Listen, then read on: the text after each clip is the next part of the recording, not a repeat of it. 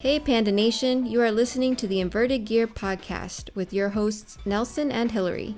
Join us every week as we take you behind the scenes into our brand, discuss upcoming projects, and conversate beyond the mat with the interesting people we've met along the way. Okay, Inverted Gear podcast episode 4. I'm joined by my co-host Me, Hillary Witt. and our guest Jay Pages. How's it going, guys? How are you, Jay? Good. Just trying to stay busy here. Nothing too crazy. Same old, same old. Hi. Sorry. For those of you She's that getting- for the people that don't know, where are you located? We're in Tempe, Arizona. So that's right outside of Phoenix. Yep. Not too far. Like the freeway separates Tempe and Phoenix. Okay. So We last time we visited was for the Globetrotters camp. Yep. And then there was supposed to be a follow-up that's been rescheduled 3 times now. Yeah, pretty much. I mean, I think it's twice. Twice. Okay. Because it was supposed to come towards the end of 2020. Okay. Then we had to move it off Yeah. because I think it was December of 2020. Yeah. Christian's been playing the COVID guessing game. Yeah, right? Well, it's so tough when you're trying to organize all the instructors and then every state is changing. Oh, yeah. And the other thing too is like a lot travel restrictions, like in and out of his little island, plus like all the stuff he did in Europe. It's been amazing though. Like they've done a really good job. Like everyone's gotten tested. Yeah. The local academy's been like super responsible. So all the camps so far, like knock on wood, there haven't been any issues. Right? I'm like looking for wood. But yeah, it's been going good. Yeah, like Europe, I mean, it's been. I know, yeah, Well, like I it know seems like a it's lot of been my tight. friends with academies in Europe are shut down again right now. Yeah. You guys got to reopen when? Oh my gosh, I want to say towards the end of the summer. Okay. So you've been able to stay they open? opened us up. What's that? No, go ahead. Okay, they opened us up at the beginning of the summer, then we closed again for like I think 2 months, and then we reopened again. So but we've been open since. And then is there a capacity limit? There was Okay. for a good chunk of fall into this winter time. They just lifted that occupancy ban last week. Okay, awesome. I mean, you have one of the biggest academies I've ever been to. Plus, you have like that giant garage door, so it's like pretty much being outside Yeah. once you open that thing. Yeah, honestly, it's been a big, journey or For sure. long journey. It's something that I've always wanted for the longest time, but it's been a slow process, but a necessary process. The one thing I've noticed with a lot of other schools, they try to go too big, too fast, and ended up either closing permanently or having to downsize. Yeah. So The one thing I I just always took little baby steps towards it. yeah, baby step. I mean, any kind of business, at the end of the day, overhead is what will get you. So Oh yeah, absolutely. anybody that will listen to me or like ask me any advice when they're running academies is Mm-hmm. you move when you're bursting at the seams. You Yeah, never exactly. like there's a lot of people that have the if you build it they will come. It's like I need this like this nice facility, then like people are gonna sign up because my showers are so Yeah. nice, It's like no, buddy, no. I always think that's completely ass backwards. Yeah, Like you said, wait till you're bursting at the seams. yeah, And that's essentially what we did. Every time we moved the location,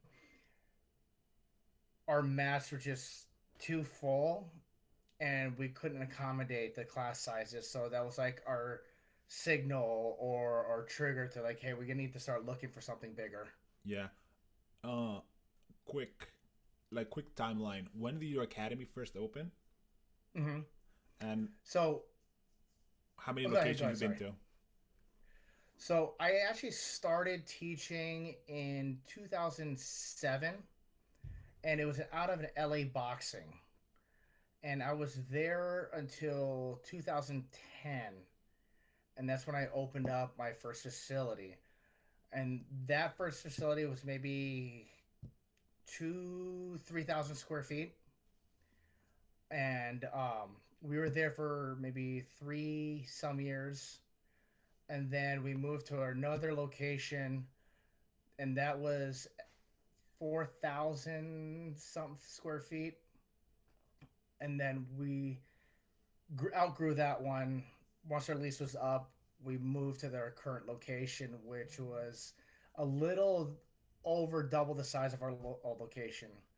So right now, the location that we're at is approximately 8,500 square feet. Very nice. Yeah, it's like in a very cool like industrial park. Like all these like tech Yeah. companies and J pages. I purposely did that for a few reasons. One, the buildings are bigger. Retail locations are limited to their size. Plus, the price per square footage is a lot cheaper for a light industrial Yeah, buildings. for sure. You could do more with the light industrial buildings versus a retail, and you pay a lot less. Yeah, I mean So, the other thing too is a lot of if you go into like a retail location like a strip mall, what have mhm. you, you're very limited in the amount of like the inside construction that will allow you to have. Especially Oh yeah. if you want to have locker rooms, showers, that kind of stuff. Hmm. A lot of like retail locations are like, No, you're not doing No, that to my mall." no. Right? This is You're supposed not to be a putting that Verizon store after you, you know, in. With showers. with showers. Yeah. Yeah, it's but yeah, it's been a long journey, slowly but surely. We're about halfway through our lease on this one, and I'm not saying we're outgrowing it yet, but forecasting, we should be at that point where we're kind of bursting at the seams by the time our lease is up. Awesome. So like my next plan is to do a little over 10,000 square feet. So nothing too big of a jump. So little small one. Yeah. Man, good for you. So it has been growing. Is it adults and kids and any other It's programs? both.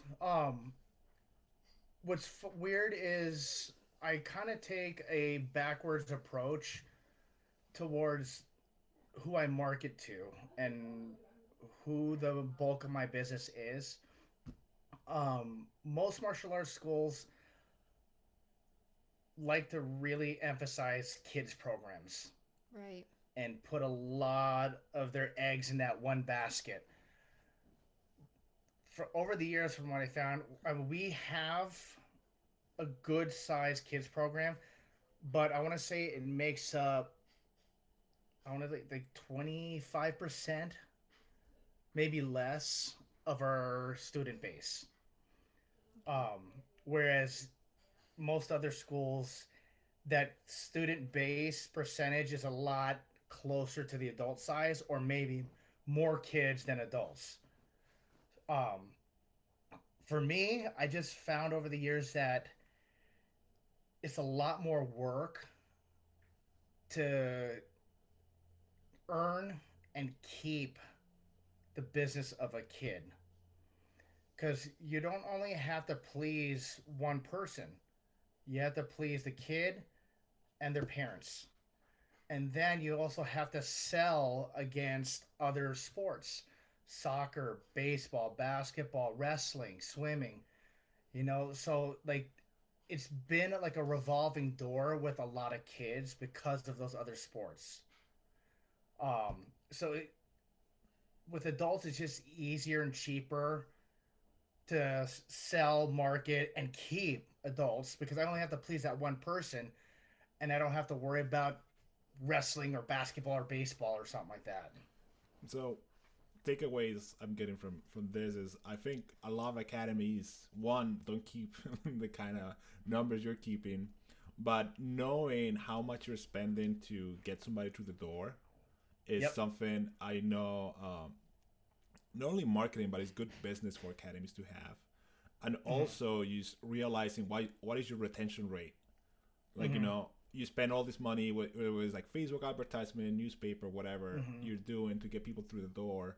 How many of these people are actually staying longer than 3 months? How many of them actually staying longer than a year? And Absolutely. when you start looking at those numbers, it's like, yeah, like, if you market towards kids, the acquisition rate, the amount of kids might sign up might be great, but the kids that stay longer than a year is very small. Yeah. Because, like you said, like you are competing against So many other everything. activities, yeah. And the kids' sports industry is giant now. It's insane. And more parents, especially if the kids have dreams of playing college sports, which specializing. If the kid wants to play baseball, he's like on travel, like he plays for the whatever the season is, and he's on traveling team, and then he might go like batting practice year round or pitching practice, whatever, and it just gets so crazy. Oh yeah, absolutely, and that's the biggest issue. Like no one really thinks about the cost of earning the new business and in keeping it. It's cheaper to keep the business than it is to constantly have to find new business. Yeah. Which is why it's like my efforts have kind of tilted more towards adults than kids. I don't have any kids specific marketing. It's just a very general, and I would say more geared towards adults. And with the kids, the kids that we're getting are like their parents train with us, and they just want their kids to do something. Yeah. Are you finding there's like recently last few months a lot of my friends have academies I've talked to is like the kids signups are going up because it's getting to the point where like parents feel safe for their kids to go back to activities, and also to the point they were like, you need to get out of the house. Yeah, you're in a screen all day. Yep. And I think that's it. They need to get out. They're all sports are non-existent. At least for all of last year, there's no one's been in school. Everyone's been stuck in the house. So it's like, what do we do to get our kids out? And it seems like jiu-jitsu and martial arts schools were the only things that were available extracurricular wise for kids to do. So, and there was a definitely uptick in kids signing up the past couple months for sure. So yeah, that's good for us. So it's good. I mean, it's such hear. like you're not gonna have a closer contact sport, No. And it's like but at the same time, kids the rates are going down, and if you take the right measures, you can definitely run a safe program now. Schools are like in our area at least. I'm not sure what Pennsylvania is doing, but I know New Jersey actually pushed wrestling season from November, and now it's supposed to start like this week. Oh wow. And then like now they're struggling with how are they gonna run matches. They even like they were throwing around the idea of having two mats. So let's say like 103 pounds goes to mat one, and then when that match is over, that mat gets mopped immediately, like sanitized, and then like the next match or 112 or whatever the weight is now goes in the second match. And that's still gonna be ineffective. Yeah, I'm like, it's never gonna dry on time. Like kids are gonna be slipping, sliding with wrestling shoes on. But at the same time, like jiu-jitsu tournaments have been running, and like I haven't heard I haven't heard of like any infection of jiu-jitsu tournaments. No. That's what I was just gonna say. They need to take a page out of the IBJJF's book. Yeah, I mean, they seem to be running things pretty smoothly. And those guys can run a tournament, and Mm-hmm. Like all the gripes I have against them, they do run tournaments Yeah. very well. Yeah, Dude, someone who's you and the worked rest of the for, world. yeah, like smaller tournaments, it's a struggle. So Yeah. yeah, when you go, and then so I remember like when IBJJF started coming and doing more state to state tournaments, you didn't have to just go to Pans or Worlds anymore. Like you go to something more local and just experiencing the organization and the space. Yeah. I mean, Yeah, you encourage like all your students to at least go and experience it. Good, bad, ugly. It's still at least you get through the day. You're not there till midnight. so Jay, what year did you start training? Ooh, that's a good question. Like jiu-jitsu, grappling, or martial arts? Ooh, let's go broader first. Okay. Martial arts, I started when I was 4. What taekwondo? No, Filipino martial arts, Oh, stick awesome. fighting. Cali? Yeah. Right? My dad cut a broomstick in half and Oh, these were like we home just started lessons. training. Awesome. Yeah. Like my dad and uncles were very into it. That's awesome. So you One got of to my really uncles grow was up. very into boxing, and then I had another uncle who's very into kung fu. But for the most part, where my family's from in the Philippines, it's the heart of eskrima and stick fighting, and heavily influenced by Spanish fencing. So that's what I got into first. But I didn't start taking things seriously until I was like maybe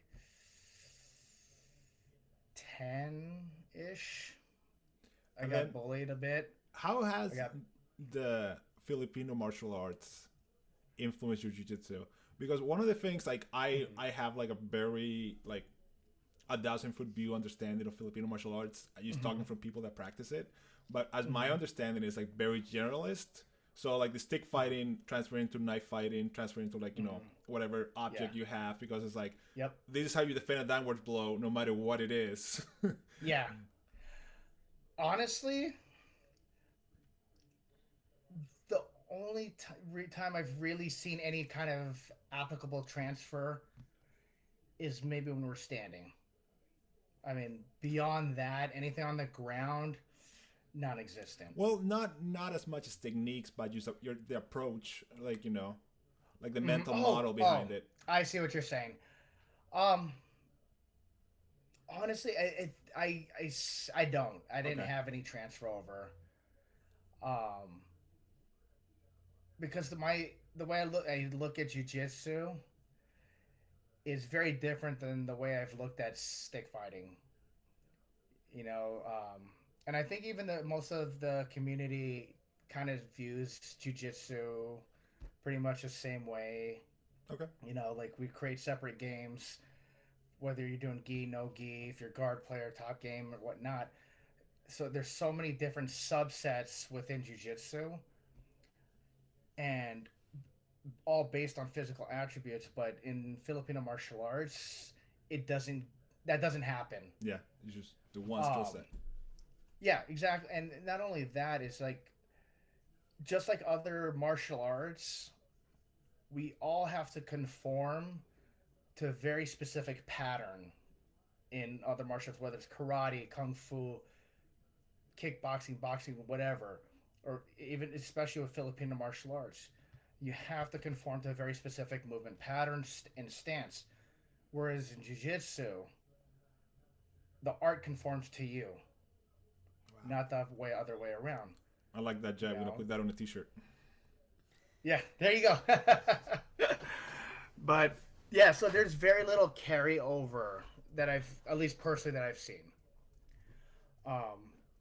Then when I started taking things more seriously, I got into kung fu, and then I saw the UFC, and I'm like, I want to do that. So I wrestled. The closest thing we had was wrestling, and there was a Jeet Kune Do group that was running a club not too far from me. But at the time, my parents didn't want to drive me, so I had to wait till I got my license. So when I was 16 is when I started training over there, and I got into shoot wrestling, Muay Thai, Wow. continued the stick fighting and Jeet-Kune-Do. And this was in the Philippines? No, it was here in the States. It was in the States? Okay. Yeah. So what year was this? So, this was 94. So it's like UFC just started. Yeah. Yeah. Yep. Okay. It was funny funny story. So I used to have a subscription into Black Belt magazine when I was a kid. And in the very back they have all the ads. Mm-hmm. And I saw a little square box because I was into like full contact karate and I was actively competing, and I see karate versus boxing versus kickboxing versus this versus that. And then I'm like, ooh, that sounds interesting. So I sent in for it. And then I get a packet back, and it's like this big giant application. And I was like, oh, all right. I go fill out this resume. I'm like, all right. So I fill it and send it in. Then a while, time goes by. Then the UFC comes up. I'm like, oh shit, I think that's what I was trying to sign up for. I'm like, I am so glad that I did not get accepted to fight. That would have been really scary. Yeah. Everybody that like fought like full contact karate like the 80s and 90s. Yeah. They're like, yeah, that was UFC back then, That was it was like taekwondo schools, like this random karate systems, like one guy came up with in the States. Oh yeah, it was ridiculous. Like some of those stories are like my favorite, Yeah. So you've been training jiu-jitsu for a long time, ever since pretty much been here in the States, right? So what is something from back in the day that you miss that is not like, how jiu-jitsu has changed? Honestly, how jiu-jitsu is more of a fight. People really fought to win instead of fought to not lose. There were more jacare type competitors than just the pulling guard and just kind of like hoping and trying not to lose. Let me wrap let me wrap this lapel around my leg so you can't pass me. Yeah, and we're gonna hang out here and just hold them. Right. So people actually really fought back then. That's what I miss. And there's a couple, and then there's just some gi brands that I miss too from back in the day. But the kinds that you could stand on the floor by itself is so thick. Kept its form. Yeah, that's why we started making like the thicker gis and like the panda armor, and we have like that old school gi coming up. It's like the guys have been training for a long time. Like miss those. Miss the feeling of having a heavy gi on, Yeah, it's nostalgic. Yeah, I mean, everybody that's been training, I would say, like, started training after 2009, 2010, when, like, Vulcan started making those ultra-light gis. Yeah. Like, in their head, like, that's what a gi is supposed to feel like. And then, like, they put a heavy gi on. Like, even when we were making our classic gi that was, like, 550, it would be, like, what single weave gis used to be. Yeah. And, like, even that, like, it feels heavy to them. I was like, you never train with like a guy that had like that reversible Adidas gi that like your fingernails will like turn back. You try to choke him. The blue on the inside, white on the other side. Came with 2 pants. Yep. Man, but yeah, it's those gis were just something else. Like Howard Liu. That's what I was thinking of. Howard combat kimonos. Dude. Man, his competition singles were so thick. I mean, I miss those gis just because I want to have it just to say I have it still and hang it up on a wall or something. But there's no way I would use it. Yeah, I wouldn't wear that in Arizona in the summer. No, it is horrible out here. Man, that I think like in the summers back in the day, we just did more no gi, because my old professor he was cheap. He didn't put the AC on, no coolers, maybe a fan, but my God, it's so hot in there, and it was bad when you go outside to cool off in the Arizona heat. So that is also, I mean, that is what a lot of people, newer people especially, don't know is like that is how no-gi came about. It's like the Brazilian schools just couldn't take the heat anymore, so they started training. So and then the guys had rash guards from surfing, so they just put rash guards on. But man, there's so many things from back in the days that, like I said, I still miss. Just from different just products, but the way tournaments were, the way people looked at jiu-jitsu, it was more enjoyable to watch. You know, like Kron and Marcelo Garcia at ADCC. That speed, that type of match, that was what was constant throughout jiu-jitsu matches. Yeah. That was fun to watch. And that was fun to do. You know, so but yeah, that was the biggest thing. What about like newer developments that were not around back in the day? So things that are common now you wish you had back then. Honestly, the way people look at jiu-jitsu now, it's a lot more sophisticated, way more technical. Back in the day, it was more like cavemanish, like booga booga booga, I slam, you push. But it's more methodical now. Yeah. You know, and I think just because of technology and the readily available availability of information. Yeah. I mean, so I started training like 2007, and then like I still remember like having friends that had like tapes, like VHS tapes with like 96 mundials, 97 mundials, and then like they've been copying over like 100 times. Yeah. And then like when you talk to like newer kids about this kind of stuff, and they're like, what? They don't know. Like they don't understand the struggle. They can't even go to flow grappling and have every match that's happened over the last 10 years. Right. Dude, I had so many VHS tapes. Man, it was every time I had to move, those boxes were so heavy. I was like, then over time I just started like switching everything and buying the DVD versions. So then eventually I just threw them all away. But yeah, man, it's just like there's like jiu-jitsu competitors today are a little spoiled. You know, like you said, they have everything readily available online. Back in the day, it's like you had to buy the VHS. Yeah, the other thing too is like what like people understand is like back then, if you saw a technique on a match, there wasn't like 5 instructionals on it. No. You were just rewinding and going like frame by frame, like, okay, I think his hand is here. So, do you remember, or do you know Mark Lehman? Yes.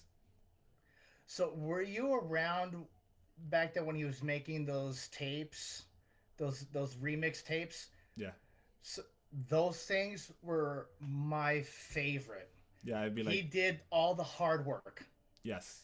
You know, he would find the cool techniques, edit it, replay it over and over and over again, and usually for like Grappa Squash matches. Yeah. Dude, and it's funny, like, I found so much new music just because of those tapes. Oh, I'm like, funny. I've never heard that before. I gotta look that up. I'm gonna download it. Let me go find it on LimeWire. Yes. Man. Those tapes were funny. Yeah. So, but go ahead. He is one guy that he was an amazing coach and instructor, and he just fell off the face of the earth, it seems. You know, he had such a good thing going when he was in Vegas. Yeah. Then he moved, I think, to Texas and was coaching some MMA guys, and then all of a sudden it's like we don't see him or hear of him. Because for a while, like that gym, I mean, like Grappa Squash always had like those matches like Cobra Kai versus. Yeah. And it also is hilarious now how popular Cobra Kai is. So. Oh yeah, right. Let me ask you about this. Is like, when did you start training Leglocks? Because the last time I was at your academy, it was like 2 years ago already. Like all your dudes were like super leg lock savvy. Yeah. So I honestly started doing leg locks when I first started grappling. When I was doing when I did shoot wrestling, um, they're very heavily into leg locks. Um, and I was a huge fan of watching Japanese MMA, and they're very heavily in their leg locks too. So a lot of, and even a lot of my wins at white and blue belt were all leg locks. All of my submissions, Nice. they're either heel hook or knee bar. But when I started training my previous professor before Kaio, he was very straight traditional Brazilian jiu-jitsu, no leg locks, no nothing. That's cheap. No wrist locks. That's cheap. That's prison rules. You were the black sheep of the academy. I was. But yeah, and I mean, I've always loved leg locks, since forever.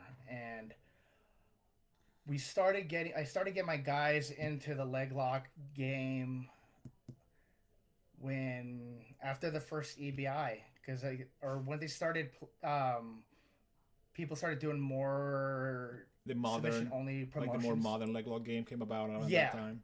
Yeah. So some of my guys wanted to start doing that and doing submission only competitions. So that's why we just started a separate group with my higher rank guys, and just that's all we did. And then I just started trying to educate myself with the modern day leg lock game because I've been so out of it for so long. And one of my first instructional sets that I picked up that I still love till this day is Riley Bodycomb stuff. He's so detailed with everything, and I've been a huge fan of his leg lock game for the longest time.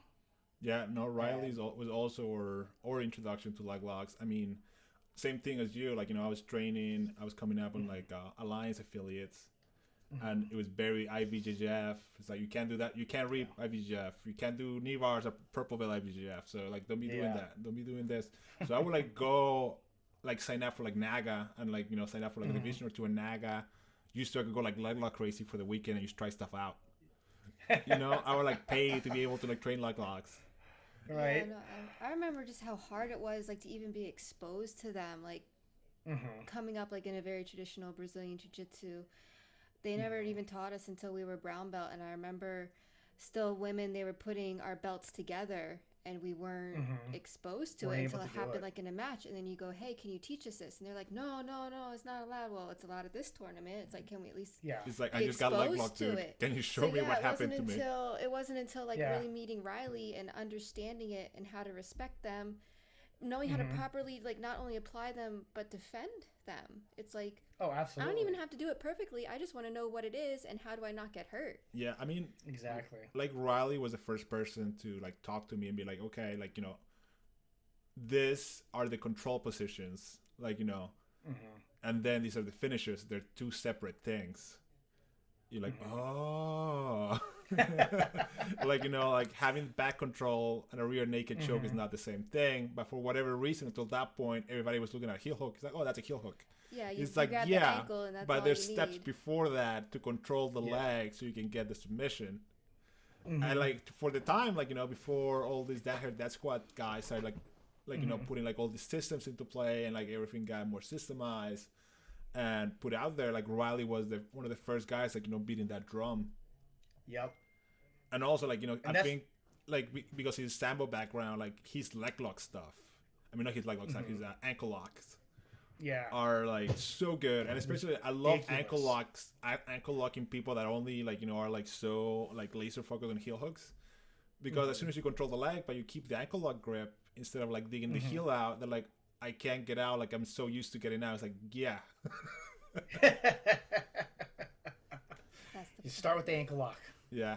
I mean, that's the other thing too, is like, if as you're starting to progress through your leg lock progressions and everything, Like, you starting from with the ankle locks, you understand the position before you switch over to the leg lock, and also like you get a better understanding of which ways you can turn and turn out without hurting yourself. I think is a very nice safety net when you're teaching leg locks.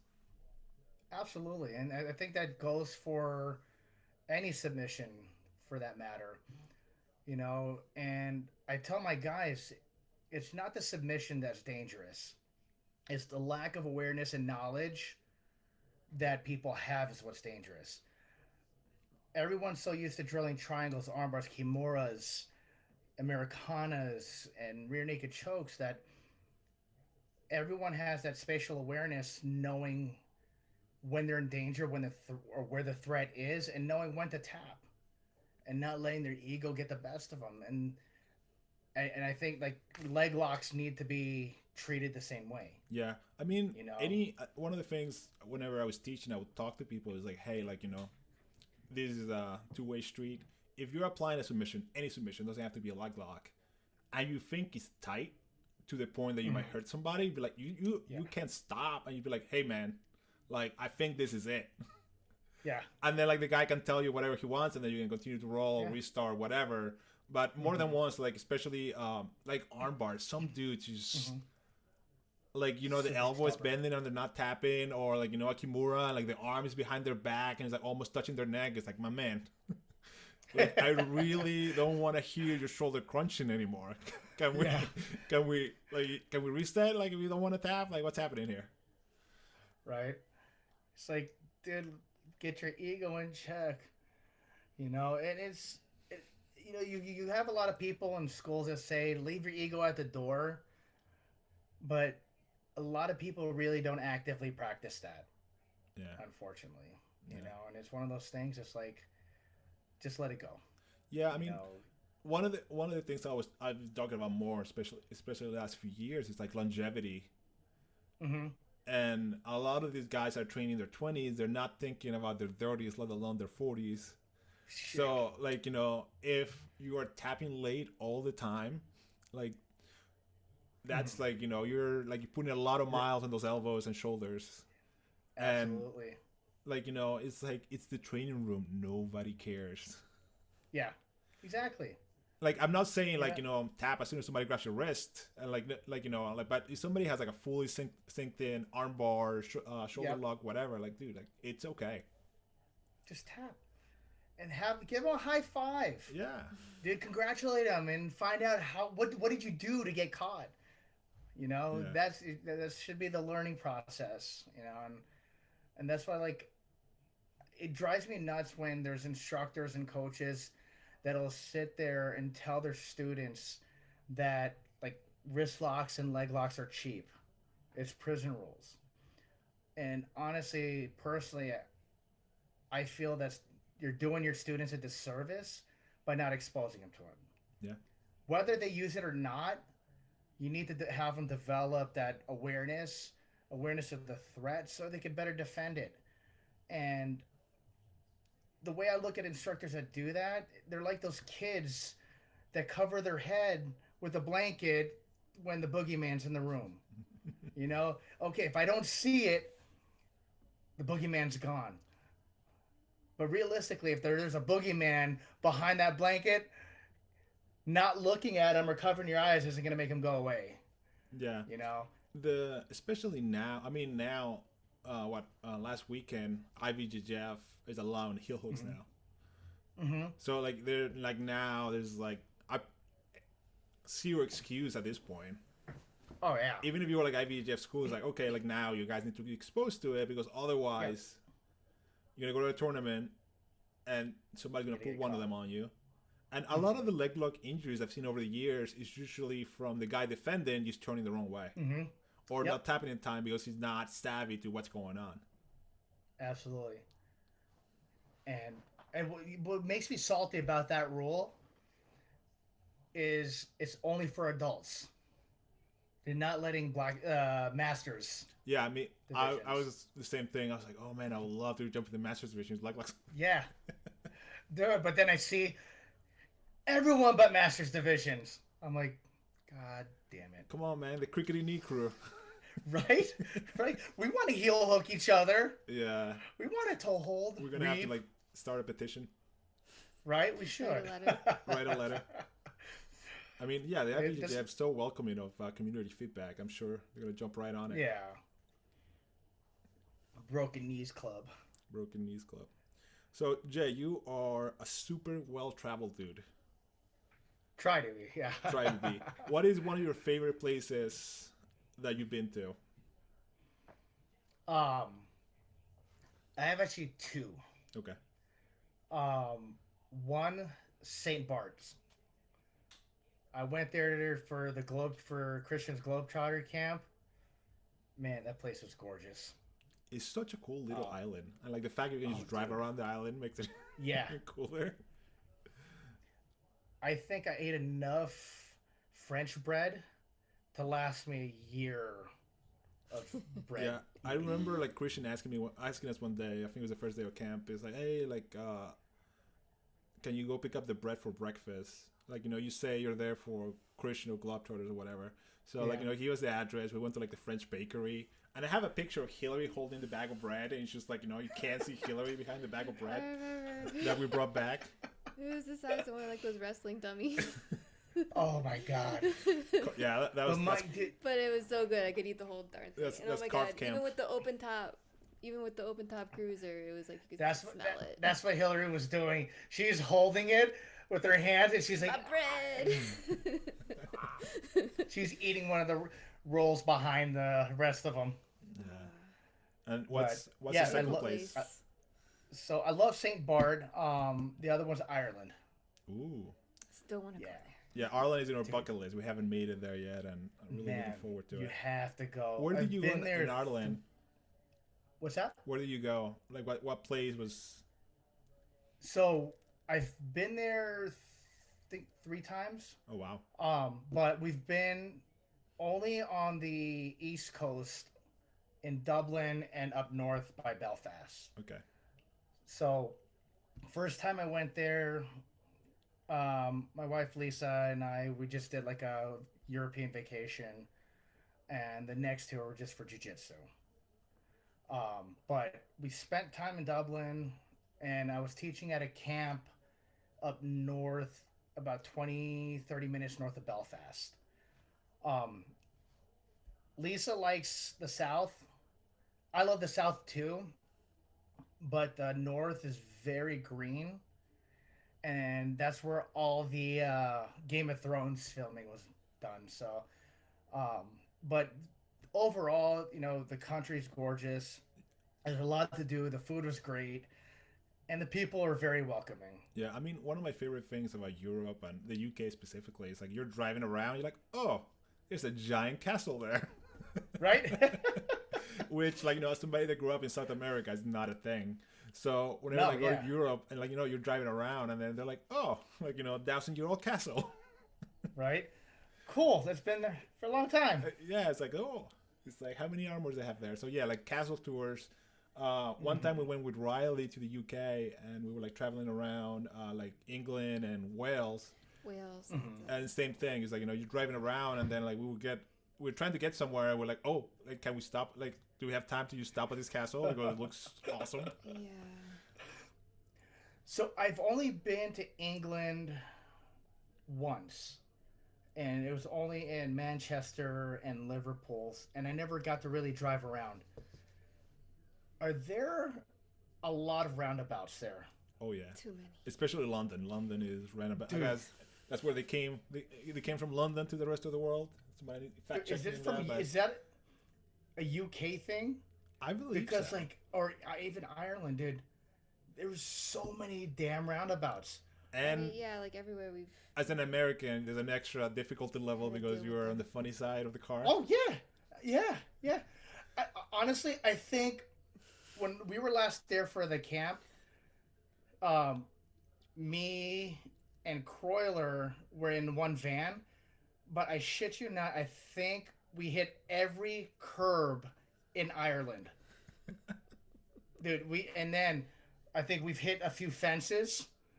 Oh no. And yeah, dude, it was just the most difficult thing to do is drive in Ireland. I Hilo usually does a lot of the driving when we're traveling, and I remember we were like traveling. It was like a long drive from like London to, I forget where we were going. I think it was Leeds in the north of the UK for Riley to do a seminar, and Riley was in the back, and I passed out on the passenger seat, which in America is the driver's seat.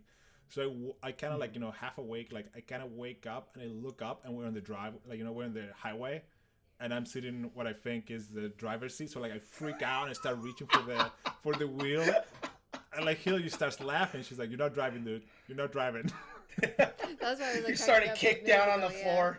I immediately remember that. Yeah. Yeah, I'm like trying to press like pedals are not there. Freaking out. Oh my God, Hillary, you're brave driving over there. Dominated. Dominated. I think I made one left turn like too wide. It happened one time. That's my one time. Yeah, well, but I didn't hit anything. I think it was we were coming out of the hotel. Like I didn't have my coffee yet. Or didn't let it happen again. Then what? Didn't we have like a mantra we kept saying like wide left? No, is it wide right, short left, or whatever? We just kept repeating something to remind ourselves. Wide right, left. Yeah, it was like wide right, tight left. Yeah, wide right, tight left. Wide right, tight left. Like whenever I got to when we went to Australia, same thing. Has like opposite sides. So whenever like I got to drive, I think. One day. At least there were less roundabouts there. There are a lot more straightaways. Hillary took the keys away because the entire time I was driving, I was like, wide right, tight left, wide right, tight left. You're making her nervous. nervous. Like, do not turn into oncoming traffic, please. Oh my God, that's hilarious. Yeah, I can't. Just traveling. The driving out there just makes me nervous. So once. Oh, it's a jungle. Like where? Yeah. When do you think? Or where do you think you will go once you start traveling again? Is there any place in the bucket list?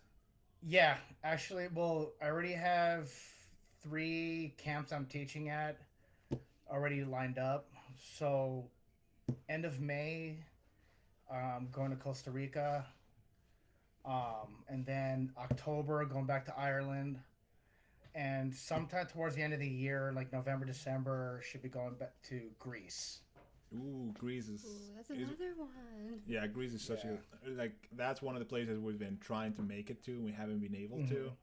I remember last time we were in Austria, like teaching a camp, and we had like 2 days or 3 days like free before we had to like come home, and we just put like a thing in the Globetrotter group. It's like, hey, like we're 2 black belts, we're traveling. We're gonna be in Austria these dates, and then like we have some time before we gotta come home, and would like anyone like to host us for a seminar? Like we just want like a place to go, and then you can show us around. Like I'm not asking you to pay me for anything. Like I'll buy my own. Like just let me know. Like point me towards a hotel. Tell me where to stay, and like walk me around the city and tell me what's cool. And like these few people from Greece, like hey, like if you drive here, take like it's like I don't know how many hour drive, and then like we'll do this and that. It was like so tight, but we're like, oh man, can we move the ticket back and go to Greece?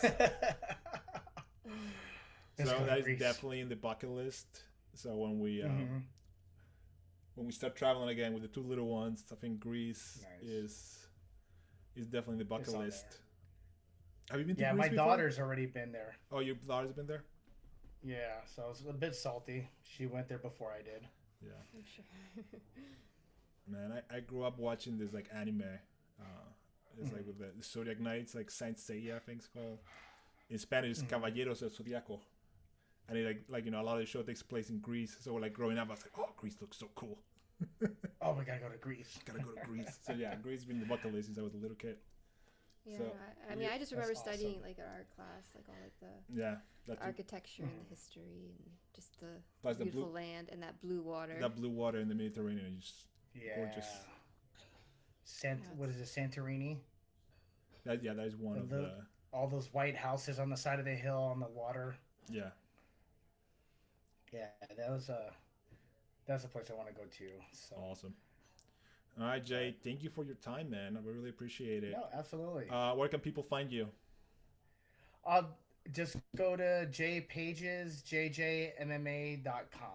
Okay. All my info's there, my Instagram, Facebook, all that good stuff. Okay, and then hopefully we get to visit you guys in Arizona soon. We've been making some gear for you guys, so I'm looking forward. Yes. Working up to a mad pact with inverted gear gis and rash guards. Yes, dude. Honestly, it was funny. It's like the last batch of gear, like the gis, dude, my guy, it's their favorite gis. And honestly, that's like the only gi I wear. Oh, It's the shucks. only one that I love the fit and the way it feels, and Yeah. like I don't wear anything else. Yeah, one of the things I've been telling people, well, I'm obviously biased on this topic, but Yeah, a lot of academies, when they have like very strict like uniform rules, you end up alienating your students. Oh yeah. But at the same time, it's like if you make some good gear that looks good and like it fits well, people are just gonna buy it. What's the problem? Because a lot of times when like academies that have like these very strict academy and uniform restrictions make their own gear, but it's like some like really cheap material, like doesn't fit right, and then like the only reason people are wearing it is because you're forcing them to. That's a problem. Yeah. So if you source your uniforms right, like people will buy them. Yep. Absolutely. And you guys have the most amazing products. Oh, thank you, Joe. You know, thanks, those Jay. shorts, the rash guards, the gis. It's like my favorite gear. Oh, thanks, Jay. Yeah. I'm so glad And you're it's the enjoying best. it. Good. All right, Jay. Thank And you. your What's that? students. I'm glad you're enjoying it as well as your students. Oh. Oh yes, we all are. Thank you so Good. much, guys. Well, thank you for your time. No, thank you. It's good being on here. Good talking Hopefully to you. to see you guys sooner than later. Yep. Absolutely. All right. Talk to you soon. Thank you for listening, Panda Nation. We hope you enjoyed this episode of the Inverted Gear podcast. You can find us at invertedgear.com as well as your favorite podcast app.